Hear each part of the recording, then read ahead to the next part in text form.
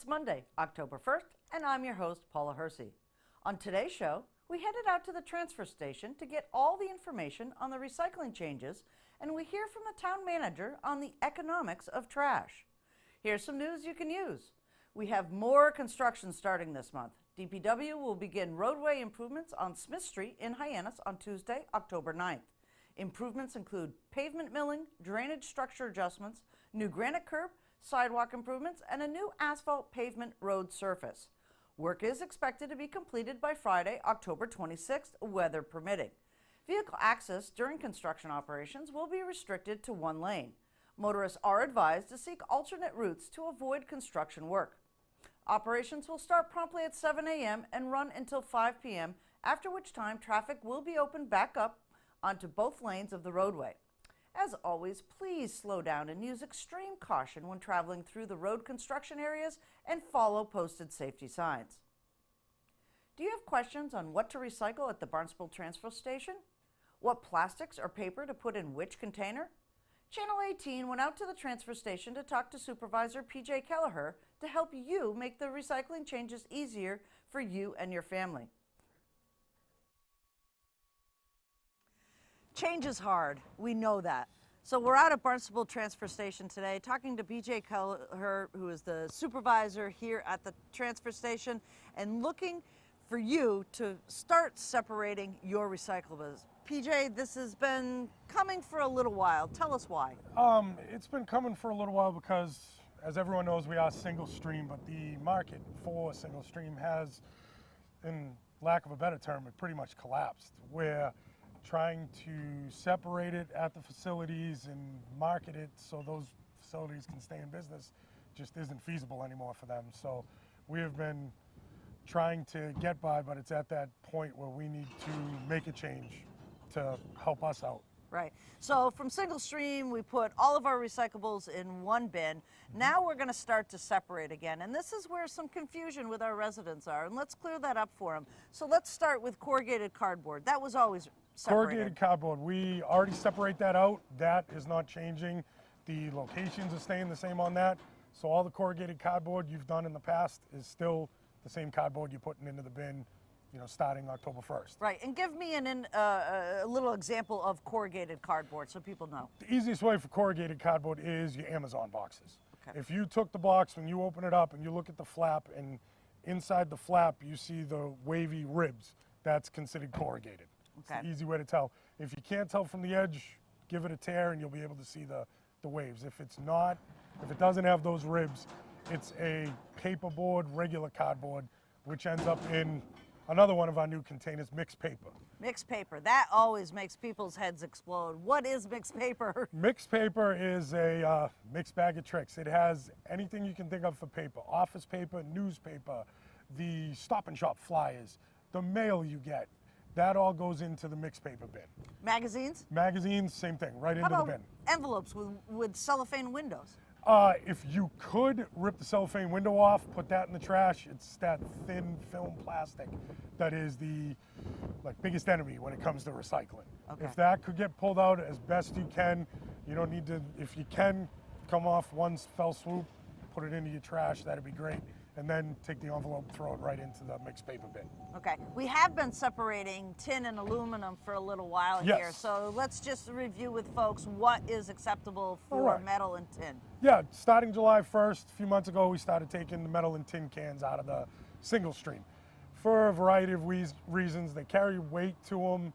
It lowered our weight on the single stream. Also, metal continually has a value. It fluctuates just like anything else. So the metal food cans, if you have a tuna can, a soup can, the pineapple juice cans, coffee ground cans, all of those, what goes into the metal bin. But the biggest thing is they need to be rinsed out.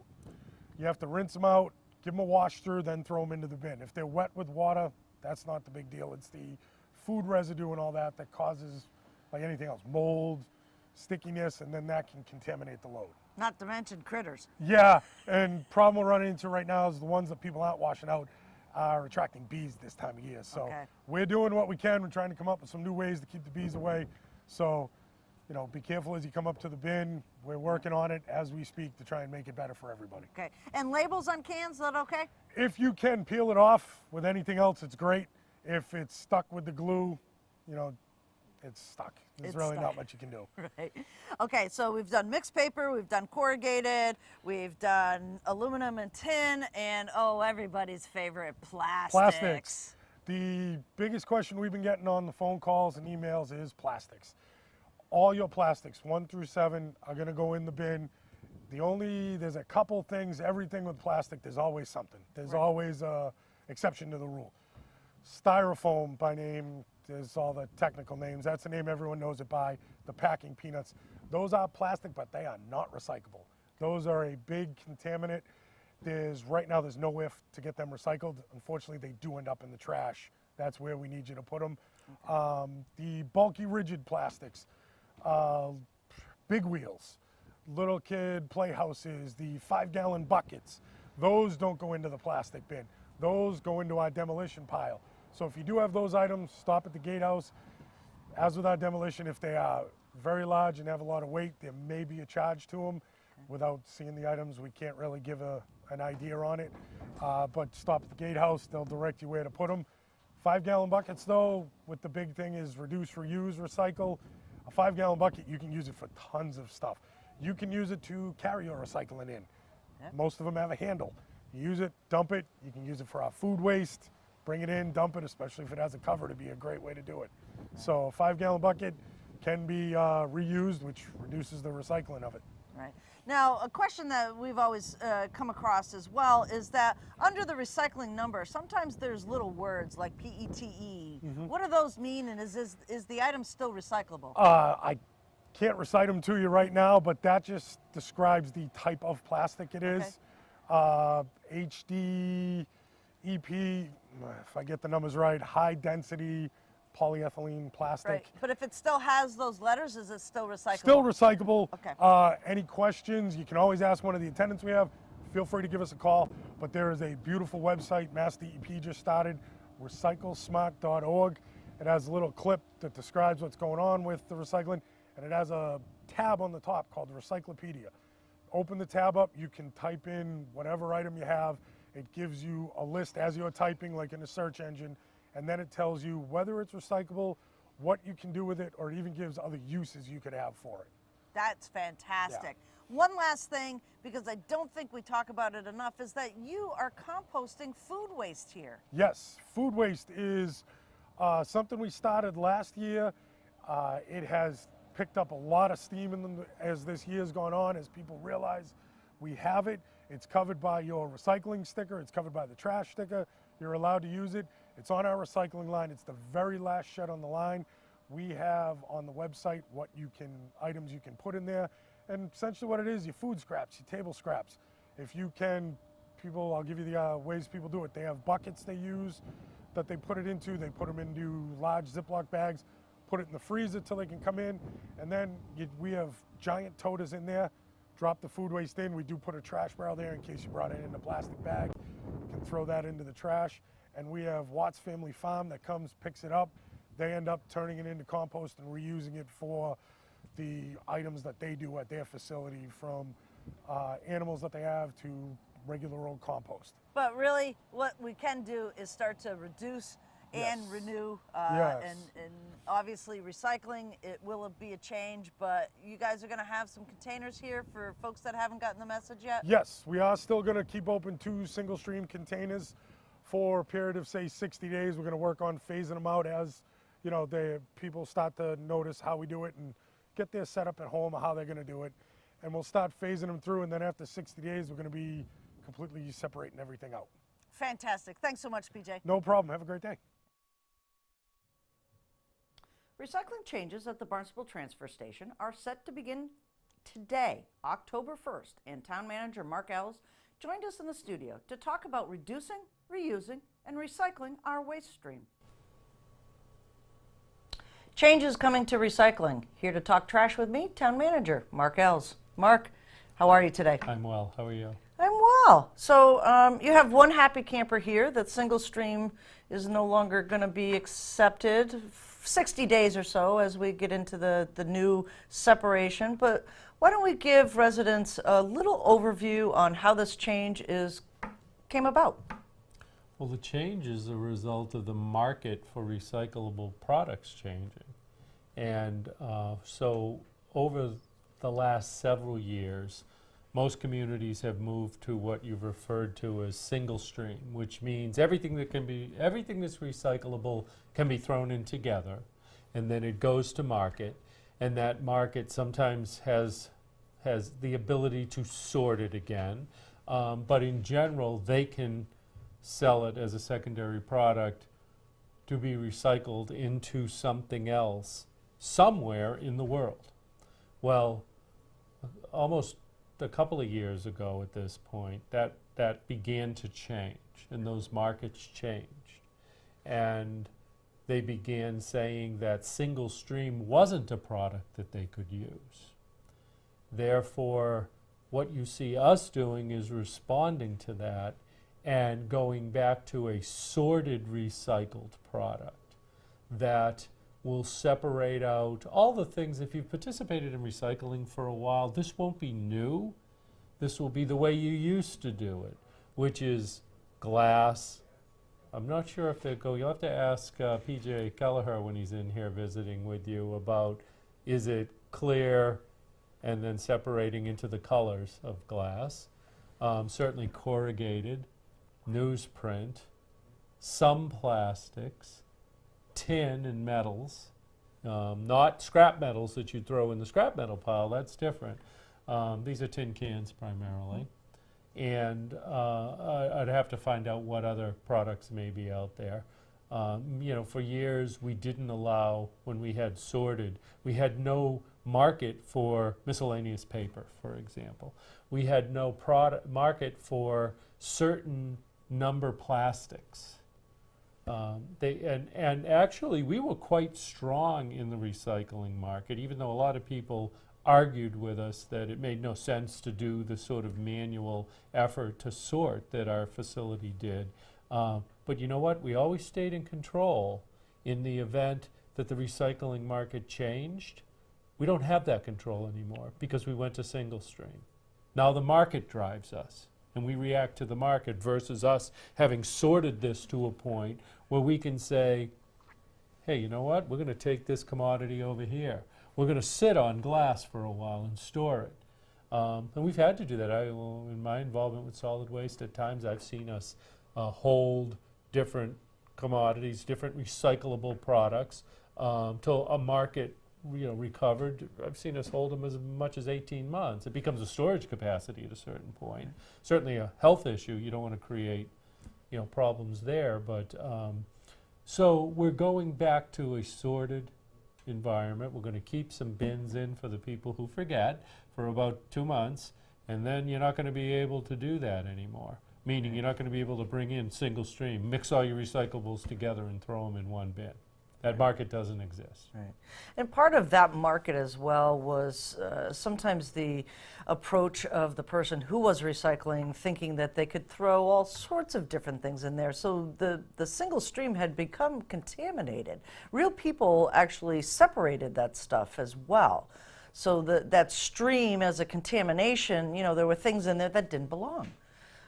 So there's a lot of different issues around single stream. Going back to the separated, really what it comes down to is we just have too much stuff.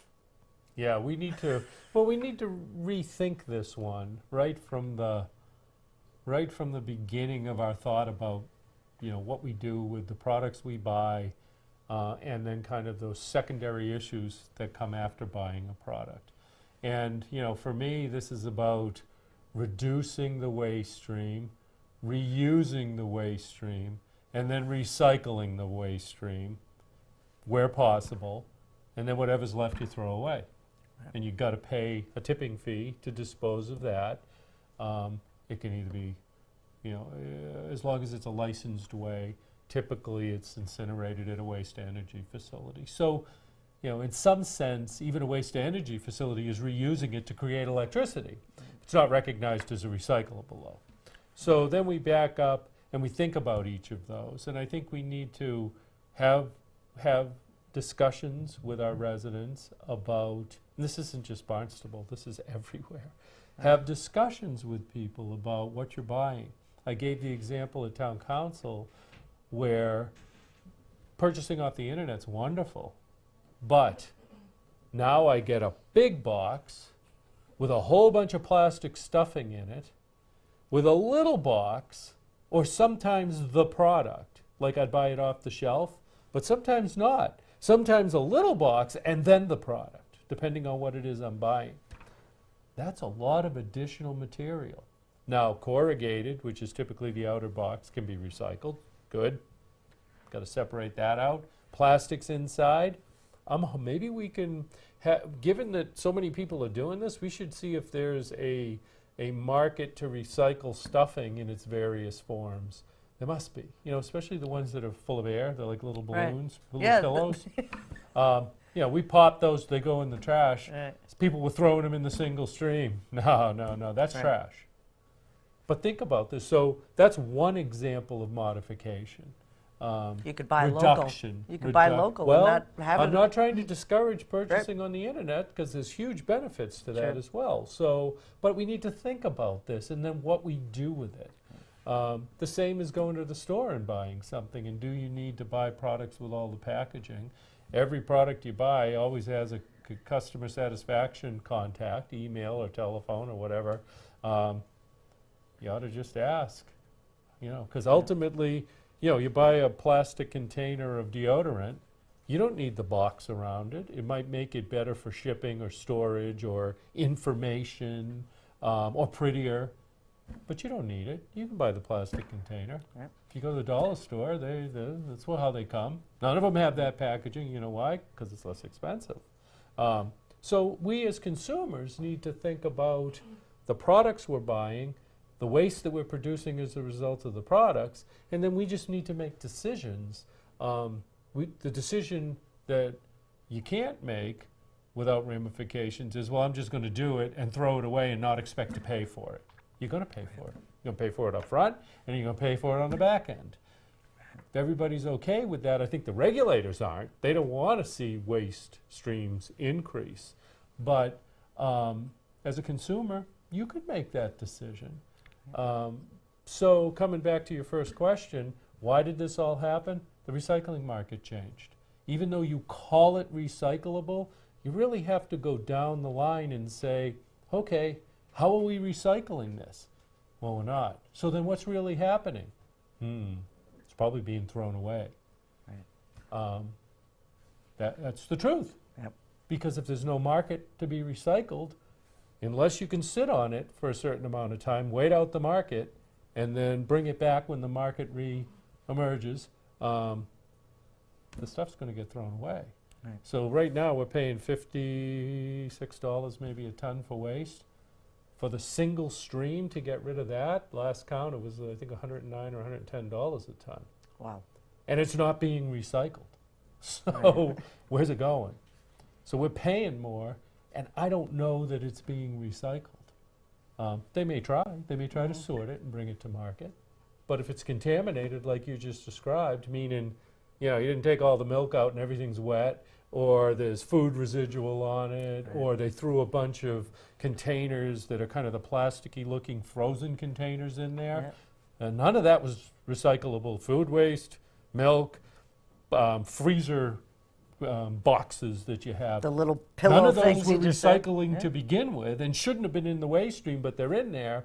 And now that even makes it a more difficult problem because it isn't just recyclables you're going to sort, so you have that added cost and time. Now it's stuff in there that you can't do anything with, and creates real problems when there's a market like we see now. We've gone through cycles like this before. We always had sorted in place, so we were able to adapt better. They were challenging, but better. This time we had gone to the single stream. And really we were driven by the market. There was a lot of criticism that we didn't offer single stream, so we went there ultimately. It's criticism by our customers. And so, because it's more convenient and it's easier to have one big bin with what you think is recyclable. That doesn't work anymore. And we need to go back to what we were doing and then watch the market. And I think in addition to that, we need to start working with our residents, my recommendation is 6th and 7th graders because they listen. They modify behavior. Somebody like me isn't going to readily modify behavior, even though I might know it's the best thing to do, but young people seem to be very adaptive. Start educating, so in the future they think about, how do we reuse these things we buy? You know, how do we reduce it and not buy it at all? And then how do we recycle what there's a market to recycle? And bring that forward. Right. Yeah. And I like the piece that's reusing as well, because there's a lot of products out there that you purchase that either the packaging and or the product itself can be reused. Not necessarily always by yourself. It might be an organization out there. You know, just trying to get some information. Hopefully, you know, in the next few weeks, we'll have some things here on Barnstable Today that'll talk about how you can reuse or reduce. And then ultimately, the recycling, it'll take some time for people to get the message that we're back to the separation of that. Your thoughts on the markets for some of these recyclables? Cardboard always seems to have a market. Probably because it's domestic. In the case of the single stream, it was primarily not domestic. Right. It was shipping it out of country. So if it's a clean, separated, we never recommended, in fact, if you brought in a single stream and it was full of corrugated cardboard, we would educate you to remove it the next time, because there's been a maintainable market for clean corrugated. So I don't really, it's probably turned into the same products that it has been, and therefore the market is supported with that particular product. And we need to look at that in every case. I don't know specifically why that has been sustainable.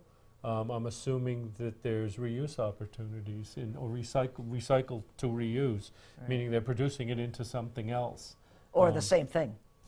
Or turn it back right. into, yeah, I mean, right, absolutely. And glass has recently come into the news that you can reuse some recycled glass in construction materials.